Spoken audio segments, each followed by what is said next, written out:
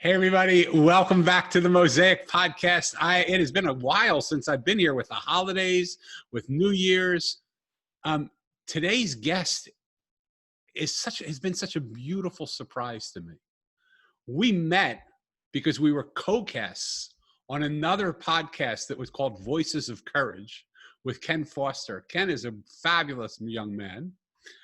But he was having all sorts of technical difficulties when we were both there. And Samantha was trying so hard to tell him that she had a finished deadline. She had a fixed deadline, that she had to be somewhere else. And I told him I'm open and I have a lot of space. Like I put out some time because I didn't know how long we were going to talk. And he took forever to get the podcast going. Then he said, Danny, let's start with you. And I said, no, let's start with Samantha. She's got a fixed deadline. He said, no, Danny, let's start with you. And so it was just something in the way she was and something in the time that we had together where we couldn't do anything but watch his craziness. We just started to talk to each other about what we did. And I just secretly fell in love with this young lady because she was so charming. She has that great Australian accent. And yes, she's fine with the fires, although everybody in Australia is, razzled by it a little bit or knows somebody that's been affected by it. But today I want to talk about Samantha, and I want to talk about the amazing work that she's doing. So, I'm not a big intro person for anyone who's listened to my show, but I do want to give you some sense of who we've got on the show today. She is a business growth and marketing coach, speaker, and she's the best-selling author, #1, of The Heart of Entrepreneurship.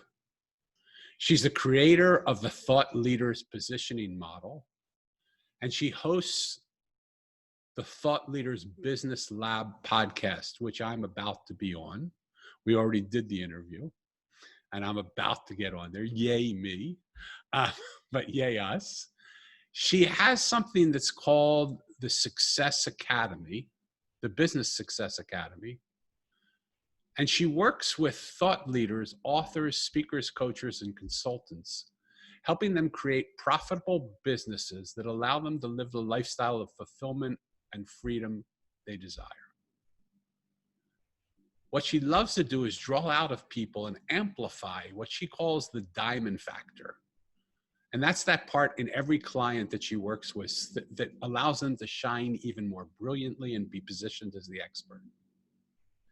On her website, which is SamanthaRiley.global, and that's in the show notes, so you don't have to worry about spelling it. She makes an outrageously beautiful claim, and we're going to challenge her on it, which we already asked if we could do, and she said, I wouldn't think anything else of you, Danny. Because she says within 6 months period of time, I don't know if she uses the word guarantee, but her words give the sense of a guarantee, that she will get you to $10,000 a month income. And that has been said by so many different people, not quite in those words, but there's something about, can I call you Sam or are you Samantha? Sam is fine with me. Sam. So I like her as Sam. So there's something about Sam and her sort of like real life reality, mix it up with you, be authentic, be true, that when she says she can do that, I believe that she can do that. And I know a lot of you out there that are listening to this are struggling with money. I know it because we had Sarah Crum on our program and you responded to her really well. So if you're doing what Sarah McCrum is talking about, and you have now Samantha in your back pocket that can get you to the place where you're making 10 G's a month, why in the world wouldn't you use these people as resources? Again, her website is why did I move away from my notes here? It's SamanthaRiley.global, and it's too much of a monologue. So Samantha, welcome to the Mosaic Podcast. How are you? Tell us, make us comfortable with life in Australia right now, and just let's get going. Absolutely. Thanks for having me, Danny. And you're right. We did get caught up while someone else was having a lot of tech problems. But I believe everything happens for a reason. And while those tech problems went for over an hour, we got to know each other very well. So I'm super looking forward to being here. And yeah, it is tragic for a lot of people down here in Australia at the moment. And, I'm blessed. I'm not, directly impacted myself, but a lot of clients, a lot of friends. It is a hard time. So please keep everyone down here in your prayers and your thoughts. Yeah, and I think it's just important to put all of things in perspective, because when stuff like that happens, suddenly all of a sudden we realize, like, okay, so we're making a little bit less than we realized. We're not quite making the income we want. We're having some struggles, but some people's houses are burning down. So I've heard we've lost $500 million of the natural wildlife there in Australia. I mean, that's a huge number of animals. Yeah, and more to come, because as our natural vegetation is gone, like that is the food source for the living creatures. So we don't know what this is going to play forward like. So it really does put everything in perspective, and it's made focusing on things that maybe we thought were important, that maybe we've realized aren't quite so important. It's been a reflective time for a lot of people. Yeah, and even though that's not happening in America here, or where you might be listening, the operative word is maybe it's not happening yet. But with the climate change and things that are going on, we are entering times that we know not of. So let's get a little more personal. Okay, let's do it. Tell me what your parents did. My parents did. That is such an open question. Because straight up, I'm thinking, okay, well, what my parents did, that the way that we would think of that is what they did for work. And my dad was a sheet metal worker. He put kitchens together. When I was super little, I thought he was a sheep metal worker. I thought he worked with sheep, but no, it turns out he made kitchens. And my mum was a stay-at-home mum that also was a costume. She sewed costumes for dance studios. But that's only a part of what they did, right? What they did was bring up 3 amazing children. What they did was create a house or a home with a lot of love. What they did was give me a brother and a sister who I love dearly. So what they did is so valuable that it doesn't matter what they did for work, because what they actually did was created a beautiful family. Yeah. And for me, in terms of like the mosaic, because I obviously, I wrote a book called The Mosaic, and everybody listening probably does. But to me, the beauty of a life is the mosaic of the totality of all the pieces. So I love the way you answered that. And I want the listeners to just see the complexity and the uniqueness of the way Samantha answered that question, because 98% of the people that I asked that to just tell me what professions their parents did, right? And all of the other things go by the wayside. So how did growing up like that and having the experiences that you had of not only having a sheep metal, a dad that made sheep out of metal, right? and a stay-at-home mom that raised you guys as a family full of love. What do you think that sowed in you in the terms of the seeds that you take now with you into the life that you chose to live? I think that, and this is really interesting just to reflect on this, even as you've asked this, is because I've always felt of myself as the black sheep of the family. I am completely the opposite of my brother and sister. Love them dearly. We're all very close, but they think that I'm off my rocker because I have a business. They don't understand it. They don't understand anything about what I do, my life. And I don't understand for the life of me why they would want to be in a job. And even the way that we do things is very different. So what first is interesting is that we all grew up in the same house with exactly the same parents that treated us all, I'm going to say the same, but of course you treat your children differently, whether we like to believe that or not, because our children are different people. What it instilled in me is that I wanted to be the opposite of what they did, because they worked so hard in what they did every day. And I didn't want to be like that. All I saw was them struggling financially continually. They gave us everything that they could. I was very involved in dance, which as a previous dance studio owner, I know that that's not a very cheap participation event for your children to be part of. And they worked really hard for us to do that. And what I took out of that is there has to be another way. I don't want to be working that hard. I mean, it's interesting because my brother and sister look at me now and say, well, we would never want to own a business because we don't want to work as hard as you. But that's all about perception, right? Because from my end, I'm like, well, sure, I work hard, but I do it on my terms, not on someone else's terms. And I think that's what it's about, doing things on your own terms. The other thing that... So pause for 1 minute, because I think that distinction is really important, because I know you a little and I intuit you a lot. I'll bet you do. Right? There is nothing about you that doesn't work tremendously hard. Yeah.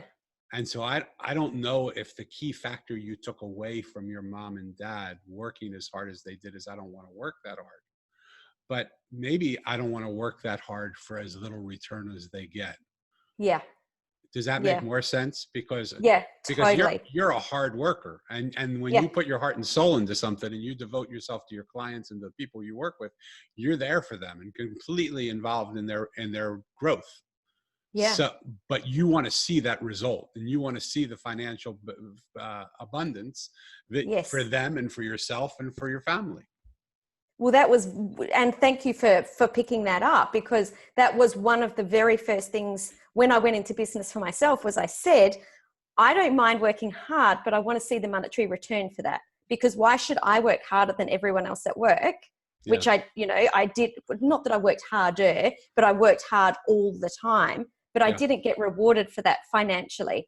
I didn't get rewarded for, if I wanted to take a day off to spend with my children, that was okay. So it was more about, if I work hard, I want the rewards and I want to be making the rules.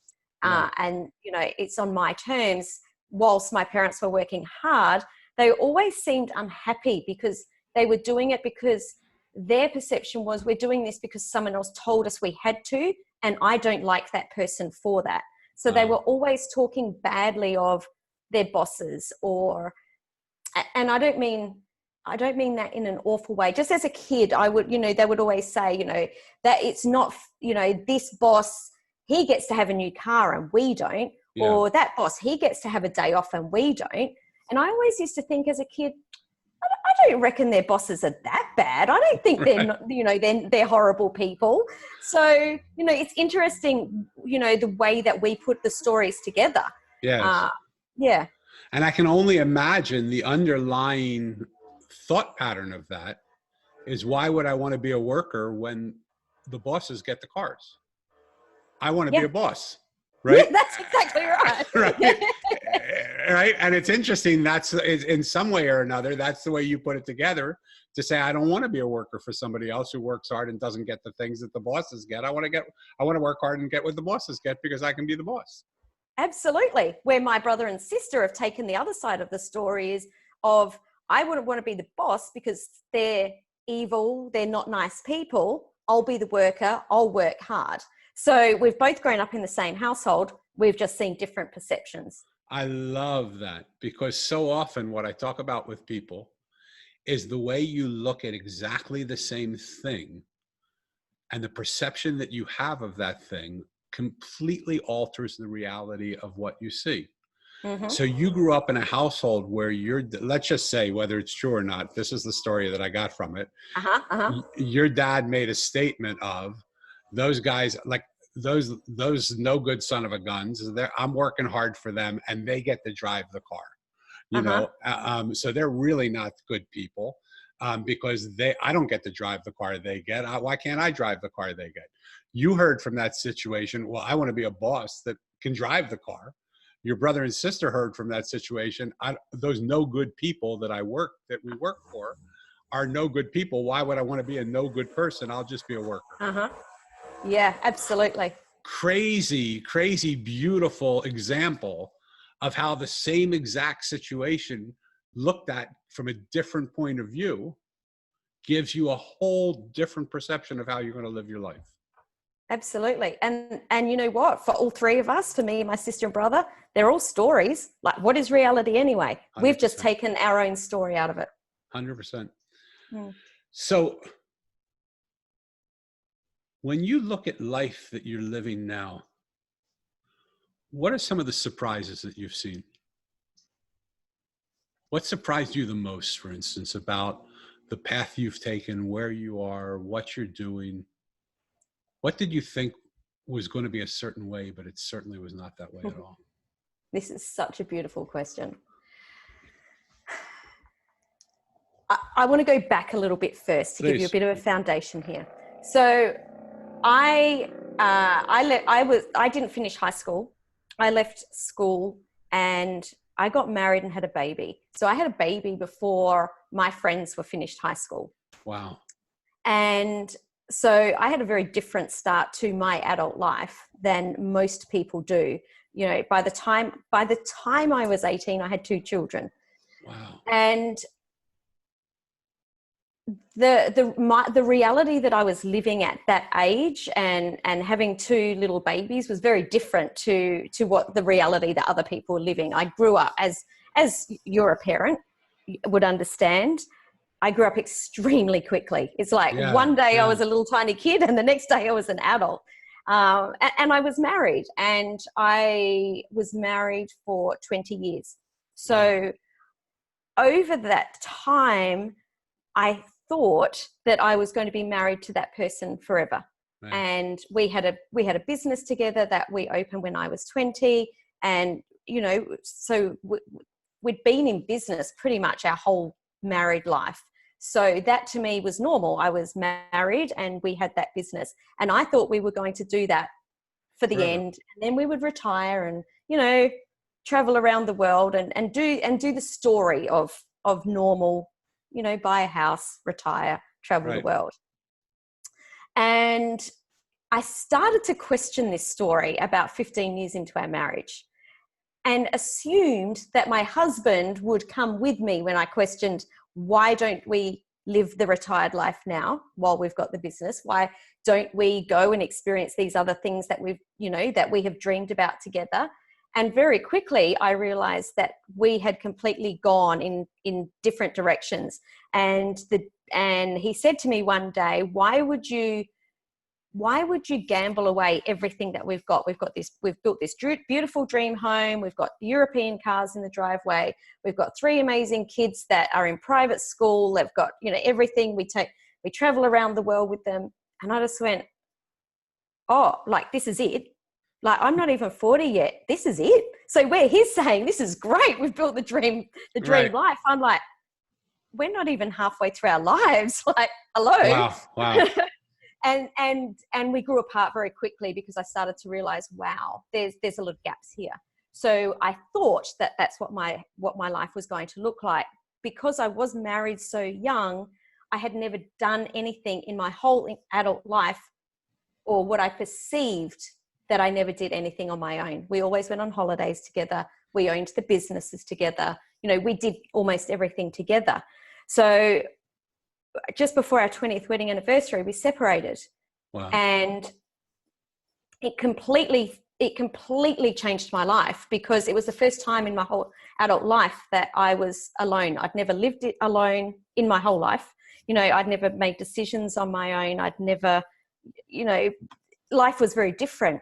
So what I didn't expect that I would do, because I was extremely scared and fearful, I was like a little mouse, was I didn't expect to move to a different state of Australia. You know, I don't know how many miles that is. It's 1,700 kilometers. It's a lot of miles. Right. To a completely different city and live on my own. I didn't expect to do that. I didn't expect that I, you know, would be single for many, many years and actually really enjoy it.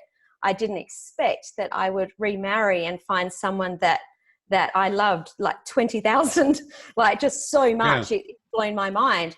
What I didn't realize is that when I took away the things that I thought I wanted, that it opened up the door for so many things that I didn't realize that I wanted until I had a little tiny glimpse of them. And once I did, it opened up a whole heap of different doors. I'm now, living near the beach, which I'd only dreamed of all my life. I thought that wasn't what I would be able to do.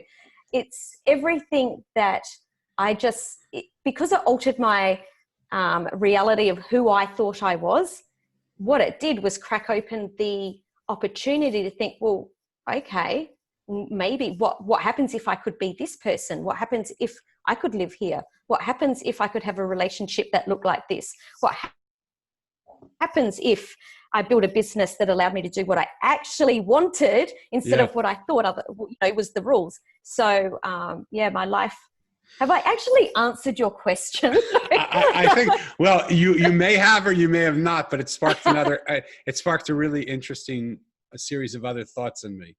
And some of those thoughts are that so often, again, I'm going to go back to the image of a mosaic because it's the image that I use all the time and I'm comfortable with it. So often the pieces that surround us are the pieces we believe will always surround us. Mm. And yet, unlike a jigsaw puzzle where we have to be in that one spot in order for it to fit, a mosaic piece can be anywhere it can be anywhere in the mosaic. It doesn't have to be somewhere. Mm. And so when and if people have the courage to open up some of the pieces that surround them that they thought would always be the pieces that would always be, and take a gander one piece up or one piece over and see what those pieces start to look like, suddenly, sometimes it bombs in our face and it explodes and we think, oh, let me get back to my pieces and I want to be safe, right? But other times it opens up worlds to us that we would never believe were even possible. And so often I say to people, you are one connection, one piece, one person, one moment away from an entirely new reality. And when you crack that perception of a different life, it actually opened up a different life for you, and you lived a different life. And I just don't want that to get lost on our listeners, because the way you said it was, your story, and it's dramatic and but I don't want the main point of it to get lost for me, which was that sense of when you have the courage to empty out everything that you've been, or some of what you've been, if you can't empty out all of it, you allow yourself the space to allow something else to come in, which may just be better than anything you've ever known before.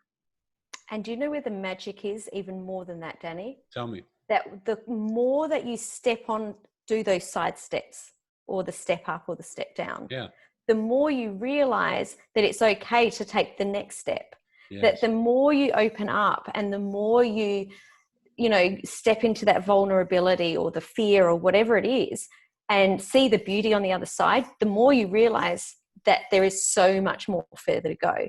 Yeah. So from this part of my life, so far, I've been able to say to my children while they're, freaking out because they don't know what to study at university or they don't know what jobs to take, don't worry about it. Just do something that you want to do today, because you won't be doing it for the rest of your life. I love that. There's a poem that was written by my spiritual teacher. I have a guru by the name of Yogananda. And he wrote a poem that he said, when we're blind and we're stuck, we feel like we're in a room and there's no entry and no exit. We feel like we're just locked in this room where there are just walls everywhere. But the moment we get hope, the moment we get faith, the moment we see something or believe something different, suddenly what we see in that same room is there are doors everywhere. What we thought was walls were just doors painted to look like walls. But now everywhere we turn, there are doors everywhere. And how exquisite that moment is, that when we have the opportunity to, just like you're saying, take that step up or step out or the next step or the next step, you might walk into another wall, but just turn around. There's a door. There's another door, and there's another door. And when you have the courageousness to live life with that courageousness, to allow yourself to walk where you don't know where you're going. Sometimes the door will open, it'll take you where you never thought you could ever be. Mm-hmm. So will you do me a favor, because it seems like you've done that. Will you talk about the courage or the gumption or whatever the word is that you want to talk about, that you got to be vulnerable enough to empty yourself into that place? Because so many people silo themselves because we're scared to death that someone will see us, or we won't be what we think other people want us to be, or we won't be what we want to be. And we're scared to death to come out of those silos, those walled off areas. What sort of tip would you give, whether it's through the work that you do or through your personal story or just your own personal heroism, or whatever that word is, right? That allowed you to take a step into an unknown that had to be scary. So here's the thing, and this was a massive realization for me, that I had this idea in my head. I had this story in my head that there was courageous people. There was people that I admired, that I wished that I could be like, that I wished I could be as confident as them. I wished that I could be courageous as them, because in my head, I was scared of everything. I was fearful of everything. And that there was two different people. There was fearful people, scared people. There was confident people. And it was through something I did as part of my business, where I reached out to all sorts of different people that I'd worked with. I reached out to clients and people that had spoken at my conferences and blah, blah, blah. And it was actually a branding exercise. And I asked them to tell me what they thought of me, like how would they describe me to other people. And there was two words that came back on every single person's, and none of them knew that anyone else was doing that. And one of them was that I was strong and that I was courageous. Wow. And I just looked at these and I literally cried, because I thought, how is it that they think I'm strong and courageous when really that's not me at all? And that's when I had to realize, hang on a minute. We are all strong and courageous. It's just that we can't see it. Yeah. And that when we make those moves towards something that makes us scared, we don't have to feel strong or courageous. We could actually feel really fearful, but it's about doing it anyway. So the biggest thing that I want to share is that you don't feel courageous or strong or confident before you take that step. You have to take the step first. Yeah. And then the confidence will come, the strength will come, because each time it's like a muscle, right? The more you step into the unknown when you're afraid, the further you can step without being afraid. So you're always stretching that muscle until, I read that Tony Robbins still gets afraid before he goes on stage. Yeah. And he speaks in stadiums of, tens of thousands of people. I'm like, if Tony Robbins can be scared, I can be scared too, right? Yeah. There's a great book that's different than mine. My book's great too, but it's called The War of Art. Mm-hmm. There's a book called The Art of War, but this is called The War of Art. And it talks about that moment of resistance that every single person has, from the beginning of their life till the end of their life, no matter how big they are, no matter how great they are, no matter how many people idolize them, no matter how much they get paid to go and perform. Every single person in a moment has that moment of fear and resistance. If I can't do this, I'm not good enough. Mm. And it's beautiful. And he says, that's the art. That's the war of art. That's the war of being a creator. That's the war of just knowing that in that moment you can persevere and you can do that. Mm-hmm. So let me segue this, which is something I don't ever do. I never talk about a business that people can read about on your website. No, you don't, do you? No, I never do it. And for some reason, I feel really drawn to do it because maybe it's my own personal place where I'm at. Maybe it's because I just know so many people that are in a financial place that have such great incentives and great things that they want to give to the world, but they just can't do it. Talk to me about what you're doing where you have a program. Is it an online program? Is it an in-person program? Is it a workshop? It's a hybrid. So the modules, or I call them sprints, as opposed to running a marathon. I say it's much easier to run a sprint. So the sprints are online. We also have group coaching calls, which are done on Zoom, like we're chatting now. And there is also a component where they come and spend 2 days in a room with me, because I feel that we need all of the different facets to be able to, take in as much knowledge as possible. And so for people who are saying, and the program we're talking about, just in case you tuned in late or haven't been listening or you had it on pause or what, God knows what you did. The program we're talking about is this idea that within 6 months, Sarah can pretty much assure you that you will be bringing in $10,000 a month in income.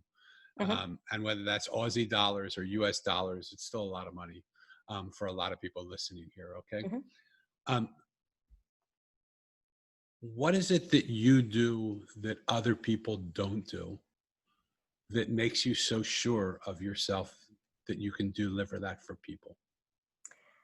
Because I've been in business for such a long time, and since I was 20 years old, since I just threw myself into business and just paddled like a duck, paddling underwater, making it happen. So I did build a multi-million-dollar business before I was 30. The biggest thing that I learned is that you just have to implement as quick as you can, and that 9 times out of 10, whatever that thing is won't work, but it'll give you the feedback to be able to create something that does work. So let's slow down. Implement as quickly as you can. Flush that out for me. Yeah. So if you have an idea, what can you do to go on that in the next 10 minutes, the next 5 minutes? And I'm talking, and I'm going to really push people's boundaries here. Good. Let's go. I woke up one morning about, let's say 6 a.m. with an idea. I'd obviously dreamed it overnight. I woke up, I had this idea for an online course. By 7:30, I'd fleshed it out on a piece of paper, what it could look like. These are the modules. This is how I could deliver it. I didn't need to know the details. By 12 o'clock, I had my first 12 clients. And by 5 p.m., it was officially launched. That's the speed I'm talking about, because most of our ideas stay in our head. And when they're in our head, they're still stories. We don't have any proof of concept. We don't know if they're able to work, if people want them, what the problems are. Because in our head, we don't have to flesh them out as easily as when we have to explain to someone about it. Right. So you get the idea and you do something with it. You take action and you do whatever it is that you need to do. Because that way, at least rather than spending 6 months dreaming about what it could do, if it's going to work by 5 p.m., you'll know either yes or no. If no, it doesn't work, you're already on to your next thing the next day, right? You don't have to wait 6 months or, like some people, years. Yeah. So that's the speed of implementation. So I want to just ask the listener, where are you at in this process? Are you an implementer that within the course of 24 hours, not even 12 hours, you can get an idea, a concept, and a proof of sale and a marketplace? Or are you someone who waits 6 months, 6 years, 6 lifetimes, 6 eternities, talking about what it could be? For the people that are the ones that wait 6 months, 6 years, 6 lifetimes, 6 eternities, what's the essential thing that they've got to do to make themselves move? To make themselves, what's the problem they're having, and what's the solution to that problem? Why do they wait 6 months when people just do it overnight? That one thing is fear. It's always fear, but it's whatever their personal fear is. It could be fear because they don't understand how to do it. It could be fear because they don't believe they're good enough to do it. It could be fear because they don't believe they can do it alone. Like, it could be a myriad of fears. Totally. I don't know what their fear is. So it's about being really honest with yourself. What or who do I need right now to make this happen?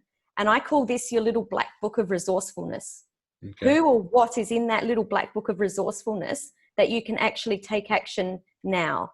Do you need to reach out to someone? Who's in your book that you can call? Do you need to talk something through with them so that you can start to make sense of the dog's breakfast that's in your head?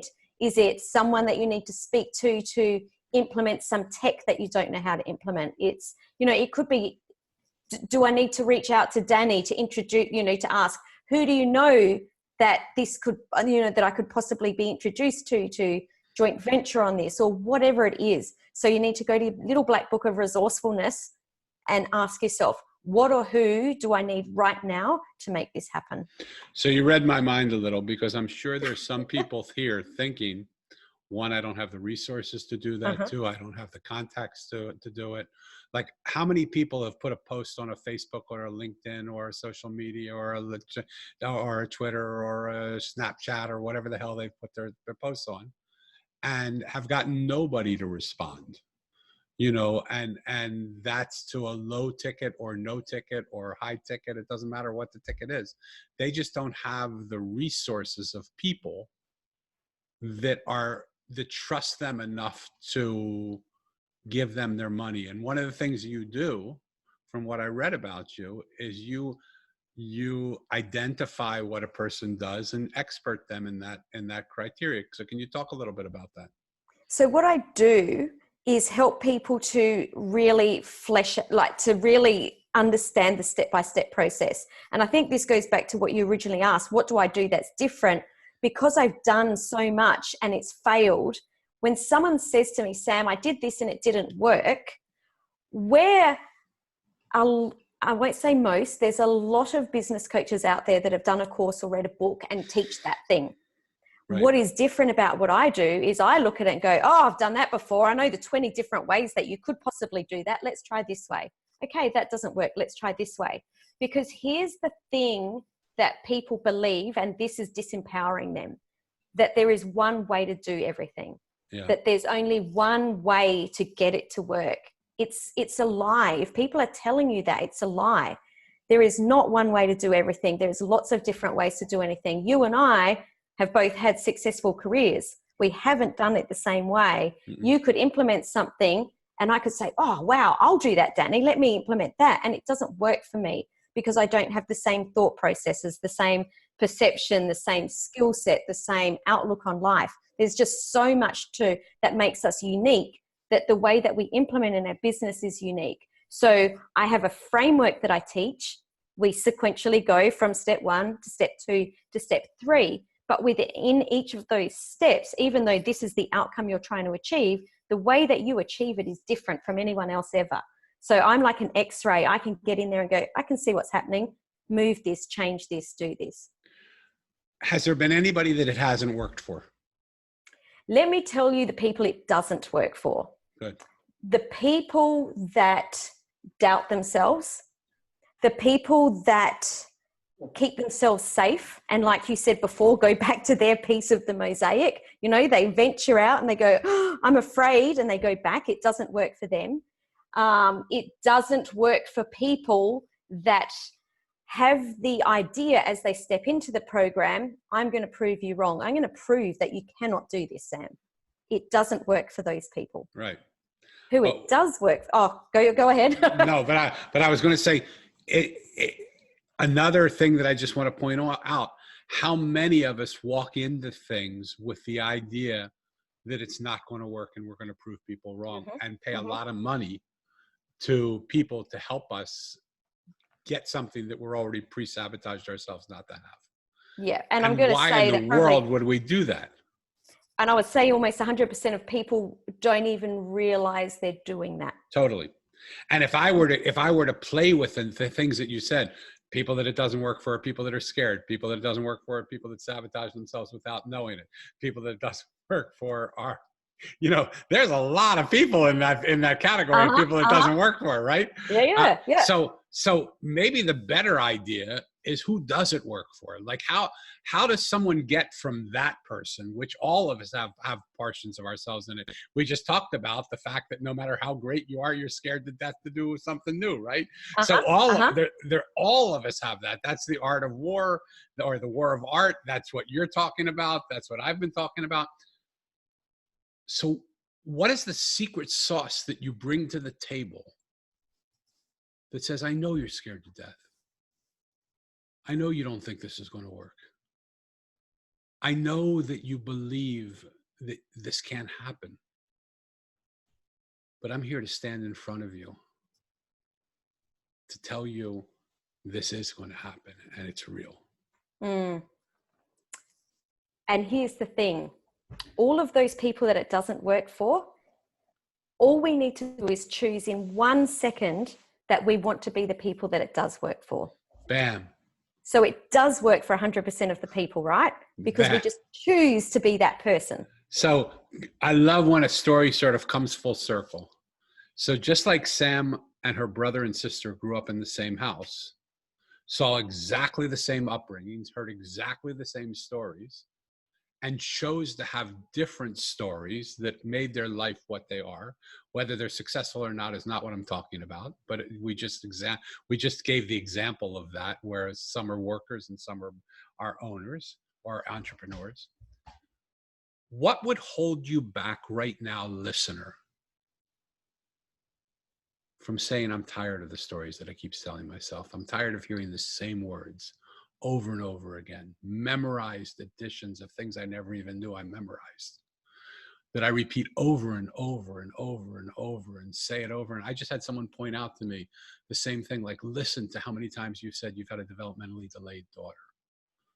Change those words up a little bit. It's the stories become so familiar to you. It has a conclusion. It brings you a certain amount of sympathy. It brings you a certain amount of oh, isn't this a good guy? It brings you a certain amount of, whatever it brings you. Change it up. Why don't you just say, I have this incredible daughter that is different than the rest of us? What would that do? Like, how would it be possible for us to change our stories and the words that we say? Because that might just change our outcome. I have a belief system. Our thoughts create our words. Our words become our stories. Our stories are our life. So if we want to change anything in that equation, all we have to do is change anything in that equation, because all of it will change. Mm-hmm. So how do you do that? So you mentioned just a little bit before about how I'm in front of people. And I think that the key here is about changing that up a little bit. Sometimes you do need to be ahead, saying, hey, look, I'm over here. Come with me. I have to be the leader, saying this is the way that we're going to, put this strategy together, or this framework, or all of the logical things that have to happen for us to build a business. But that's not all of it. At some times it's about walking beside your client and saying, okay, you tell me, where are you at? What are you doing? What are you trying to achieve? Because at the time when the client's telling me that, I don't want to be in front of them, because it's got nothing to do with me, what they want their life to look like, what they want their business to look like. And then sometimes it's about taking the back seat and letting them take the front seat. So it's about, I think that a good coach or a good mentor is someone that can be in all three of those places whenever they need to be for the best of their client. Because sometimes I'll have a client that says to me, I haven't done such and such, and I'll say, why? And they'll start off with excuse city, and I'll just be like, stop. Right. I'm going to give you a kick up the butt right now. I don't care for your excuses. Right. But sometimes they might say, well, look, it's really hard. My mum's got cancer and I've had to take her to the hospital and blah, blah, blah. And I'm like, you know what you need right now is a hug. You don't need a kick up the butt. Yeah. And it's about understanding where people are at. Yeah. And a good coach will do what is best for their client, not what's going to give them best friend status. Totally. So, yeah. And I would even add a few more dimensions to your thing, because I love what you're saying, front, back, side. I would also say sometimes you have to elevate and get altitude and Totally. be able to look at the situation in perspective, like we started out with all the fires that are happening right now in Australia. I mean, it gives a little altitude to the situation. And sometimes you have to go beneath and go to depth. Mm-hmm. Yeah. Sometimes you have to go to a place where say, okay, like imagine you are, just go deeper and deeper and deeper into that and feel what that feels like. And allow that feeling to go beneath the surface things that they're talking about. And that, I mean, that aren't surface. I mean, sometimes there are deep things that, but even when we go underneath it a little more, there's a different reflection on it. Totally. There's some people that say with growing a business that it's about, it's about the mindset, purely about the mindset of where you are. And there's a different group of people that say it's not about the mindset at all. It's that you don't have the right strategy. And I actually say that it's both, depending on where you are in your business. You could get to a great mindset and still can't get it to work because you don't know that there's something that's going wrong in your funnel or your copywriting or, your Facebook ad. But then sometimes the problem might be the mindset that you haven't pushed launch on that new program. Right. And it's and all of us are at those places at different times. We don't get mindset one day and we've got it forever. We're always going to new levels. We're always breaking the ceiling, going to new levels. So it's that constant up leveling of, mindset strategy, and it doesn't ever end. Well, as far as I know, I haven't got to the coffin yet, but I'm guessing it never ends.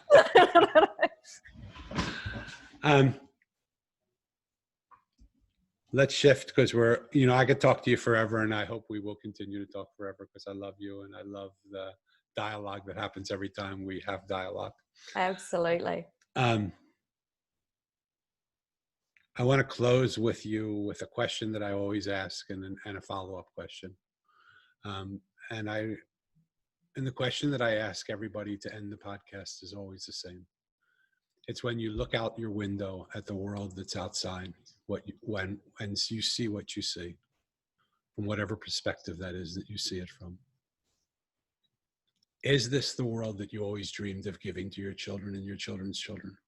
Mm-hmm. Definitely not. Okay. Definitely not. But we can make it that. Okay, I love that.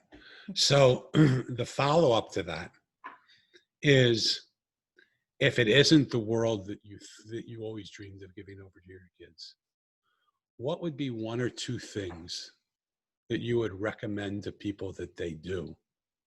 Because if we continue going in the same way we're going, not much surprise of what's going to happen. We are going to give this world over to our kids, right? What would be something that you feel that a person could do that could disrupt that momentum and actually help to change it into a world that we would gladly give over to our kids and our grandkids? I think for me, I think there's two things. One, as people, as a community, as humanity, we need to listen more than tell, so that we can start to stop with so much judgment and start to listen to what people need. And the more we listen, the more we'll be able to tap into our intuition and what we really want. And that will create a more peaceful and harmonious existence for everyone on the planet. And the second thing is actually the way that we're treating our planet. I think that we really need to look at the way that we are treating this planet that's been around for hundreds of millions of years. And we are, what have we done to it in the last 100 years? We've not treated it with the love that we would want to be treated with. So I think it's about looking at what we're doing and starting to get back to, nature. What do we have to do to give back to the planet? Yeah, I love that. And I think it all boils down to, if I can summarize for like our conversation a little bit, I love the direction that it took right from the start, of seeing the same thing and noticing it from a different perspective, that it created a different situation. I love what you do in your business with the people that you do business with, which is getting them to make a choice to be one of the people that it works for, rather than choosing to be one of the people it doesn't work for. I love the answer to the question of, is this the world that you want to give over to your kids? And no, it's not, but it doesn't have to be that. And the solution of listening more and just hearing what the world is trying to say to us and hearing what the environment is trying to say to us. And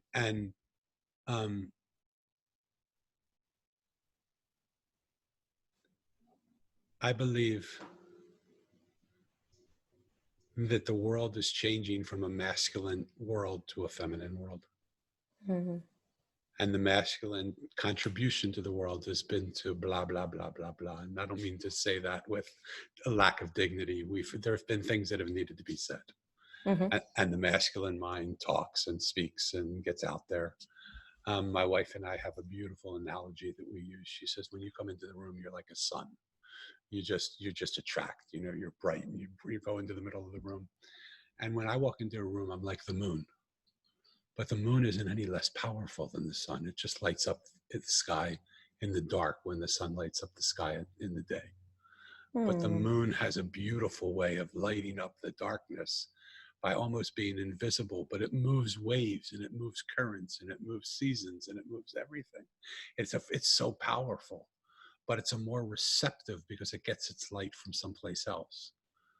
And so that listening moment that I hear you speaking about is really that moment for me of moving from a masculine world to a feminine world. It's moving from a horizontal reality where we tell people what to do a vertical reality where we tell people what to do, to a horizontal reality where we come together as a mosaic and we work together to solve our problems, to solve our things together. For people who want more of you, which I'm sure they will, tell us your website again. Tell us the name of your book again. Tell us how they can get it. So my website is samanthariley.global. You can find all of my social links there, a link to my podcast, Thought Leaders Business Lab, and the book is The Heart of Entrepreneurship, and you can get that on Amazon. I can't recommend that you run, don't walk to all of those resources. And if you feel drawn by the person that Sam is, that you talk to her about how you can work together. It's time for us to not have the excuse of money anymore get in our way. And so let's do that together. Sam, with my heart full of gratitude and praise for you, I want to thank you for being a guest on the show. Thank you for coming. Thanks so much, Danny. I'm very, very blessed that we had the chance to meet. Me too. And for those of you who have listened, if you like the show, obviously, you're going to write a review. You're going to put 5 stars on it. You're going to sign up to subscribe, and sign up while you're at it and subscribe to Samantha's podcast as well. It's important that we share information together, but from the heart. So if you like what's going on, please make sure you do those things and let us know how you feel. Until the next podcast, we thank you from the bottom of our heart for taking your glorious time and giving us the gift of your presence in those moments. Until next time, ciao.